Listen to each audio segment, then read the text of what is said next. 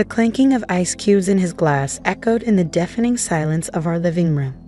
Mark, my husband of 8 years, sat hunched over his laptop, oblivious to the space beside him on the couch and the hollowness that had settled in our marriage. A sigh escaped my lips, a wisp of air lost in the vast emptiness of the room. It used to be different, filled with laughter, stolen kisses, and a sense of shared dreams.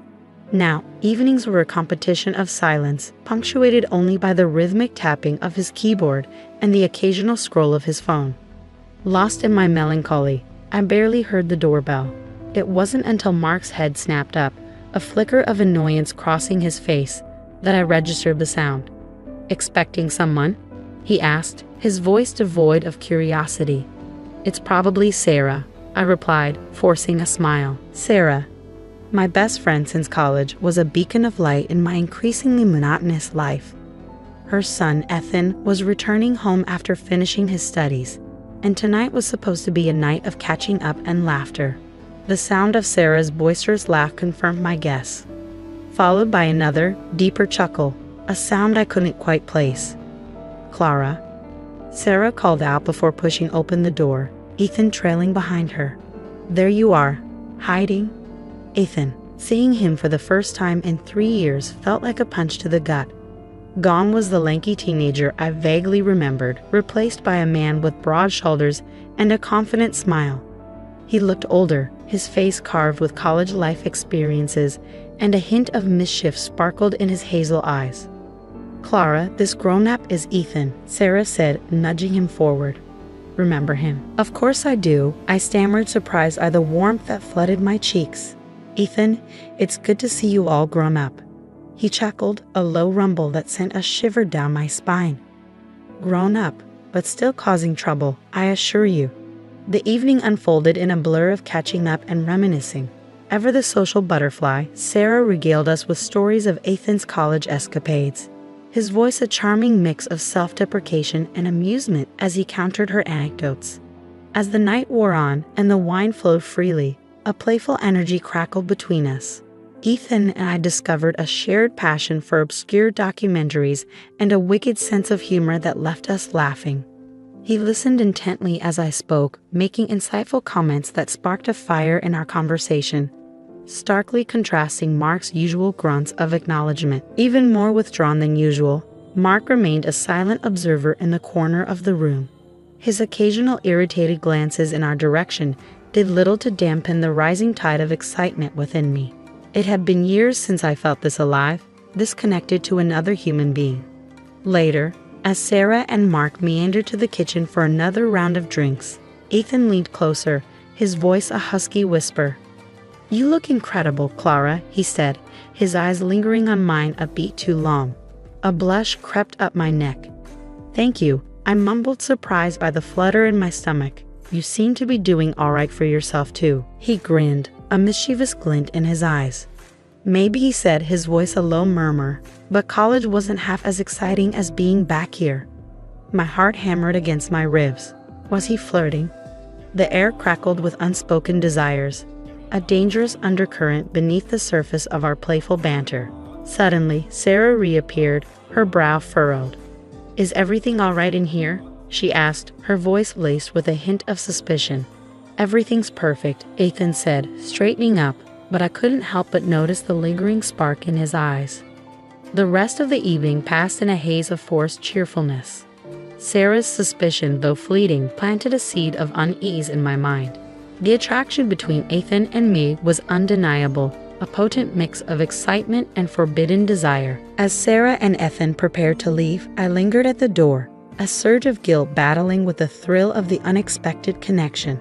Before following his mother, Ethan turned to me, his gaze lingering. "It was good catching up, Clara," he said, his voice a low rumble. "Maybe we can find a time to do it again, without all the chaperones." My breath hitched. The words, a seemingly innocent invitation, hung heavy in the air, a challenge masked as a casual suggestion. A path of me knew this path led straight into the heart of betrayal. As I watched them disappear into the night, the weight of my actions pressed down on me. Was I genuinely unhappy in my marriage, or was I seeking a quick thrill to break the monotony of my life? This unexpected connection with Ethan felt exciting, a stark contrast to the dull routine with Mark. Yet the thought of hurting Sarah, my best friend, and jeopardizing our cherished friendship filled me with dread. Mark, oblivious to the internal storm brewing within me, mumbled a goodnight and disappeared into his home office. Left alone, I paced the living room, the remnants of the evening scattered around me. Empty wine glasses, abandoned laughter, and the unsettling echo of Ethan's words. Sleep eluded me that night. My mind replayed the events of the evening, dissecting every glance, every touch, every stolen moment of laughter with Ethan. The guilt gnawed at me, a hungry beast devouring the fleeting exhilaration of the night. The innocent childhood friend I vaguely remembered was replaced by a man who awakened a dormant part of myself I thought long buried. But was this a rekindled spark or a dangerous descent into an emotional firestorm? The line between friendship and something more had blurred, and the consequences of crossing it loomed large. The choice before me, agonizingly simple yet impossibly difficult, threatened to shatter everything I held dear. A part of me craved the excitement Ethan offered, a break from the stale routine of my marriage. The other part, rooted in loyalty and friendship, screamed in protest. As dawn broke, casting a pale light into the living room, a decision began forming in my mind's depths. I would see Ethan again, but not for the reasons he might expect.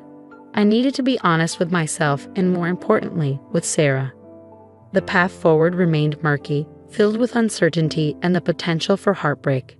But one thing was clear: the secret attraction between me and Ethan could no longer be ignored. I had to address it head-on before it consumed me and all the relationships I cherished. Guilt gnawed at me for days. Each stolen glance at Mark or Sarah sent a wave of shame crashing down. I knew I needed to talk to Sarah, to confess the unsettling pull I felt towards Ethan before it spiraled further out of control. But fear, a constricting knot in my chest, paralyzed any attempt at honesty. Instead, I reached out to Ethan. It was a cowardly move, I knew, but the need to understand this unexpected attraction and gauge its intensity overshadowed all reason. Coffee? I texted him, a simple message that felt loaded with unspoken desires. His reply was swift: "Sounds good. Your place?" The very suggestion sent a jolt through me, my safe haven, the place I shared with Mark, as a rendezvous point for a clandestine meeting. It felt reckless, a dangerous transgression. But a part of me, the part awakened by Ethan's presence, craved the thrill. The next afternoon, the familiar scent of coffee mingled with nervous anticipation as I waited for him. He arrived on time, a mischievous grin plastered on his face.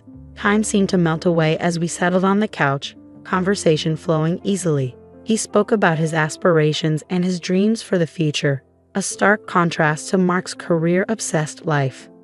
The air crackled with unspoken desires, a current running beneath the surface of our conversation. He leaned closer, his hand brushing against mine, a deliberate touch that sent shivers down my spine. We talked about everything and nothing, yet a profound connection hung between us, heavy and undeniable. Suddenly, as if reading my mind, he stood up. "Let's get out of here," he said, his voice a husky murmur. I hesitated, torn between the allure of the unknown and the fear of consequences. He took my hand, his touch gentle yet firm. "Trust me," he whispered, his hazel eyes on mine. With a deep breath, I surrendered to the moment. We ended up at a small, secluded bar, a world away from the familiarity of my home. Every stolen glance, every shared laugh felt like a betrayal, yet the thrill of the forbidden propelled me forward. He ordered us drinks, his voice low and intimate. As we talked, the line between friends and something more blurred further.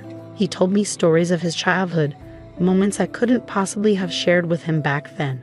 I found myself opening up to him in a way I hadn't with anyone else, not even Sarah. He leaned closer, his breath warm on my ear. "You're incredible, Clara," he murmured, his voice a caress. "Why settle for anything less?" The question hung in the air, a challenge masked as a compliment. It pierced through my carefully constructed facade, exposing the emptiness that had been growing in my marriage. The initial nervousness melted away as the evening progressed, replaced by a sense of reckless abandon. We stole a dance, swaying to the slow music, our bodies pressed close. It was a dance of forbidden desires, a silent agreement to explore the attractions simmering between us. When the bar closed, we stumbled back to my car, the cool night air a welcome relief. He stopped beside me, his nearness intoxicating. There were no words, just questions in his eyes, a need mirrored in my home. In the aftermath, a bittersweet pang of regret tinged with a strange sense of fulfillment settled within me. We lay entangled in the sheets, the silence heavy with unspoken thoughts. The weight of what I'd done threatened to suffocate me, the consequences of my actions looming large. Ethan, sensing my distress, held me close. "Don't think about it now," he whispered, his voice gentle. But the warning came too late. The dam had broken, and the guilt flooded through me like a tidal wave. Fueled by years of unspoken longing, this stolen intimacy had crossed a line I could never uncross. Sensing my emotional shift, Ethan pulled away slightly, his eyes searching mine. "Clara," he began, his voice laced with concern. "What's wrong?" Tears welled up in my eyes, hot and stinging. The weight of betrayal, of Mark, Sarah, and myself, threatened to consume me. I can't do this anymore," I stammered, my voice choked with emotion. His confusion morphed into understanding as I explained the tangled web of my feelings, the dissatisfaction in my marriage, the unexpected pull toward him, and the overwhelming guilt that followed. To my surprise, he didn't try to convince me otherwise. "I understand," he said, his voice surprisingly gentle. "This was a mistake for both of us." His calm acceptance, paradoxically, made my tears flow faster. The weight of the situation, the realization of the consequences, hit me with full force. He held me close as I cried, a silent comfort amid the storm I had created. By the time dawn painted the sky a pale orange, the emotional storm had subsided, replaced by a wary acceptance. We dressed in an awkward silence, the intimacy of the previous night replaced by a raw vulnerability. "I have to go," I said, my voice hoarse. He nodded, understanding etching lines on his young face. "I'll call you a cab." As I waited for the car, the weight of my actions pressed down on me like a physical burden.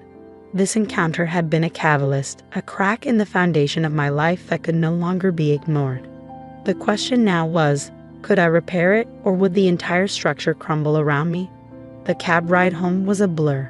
Stepping back into my apartment, a place that had suddenly become unfamiliar, I knew things could never return to how they were.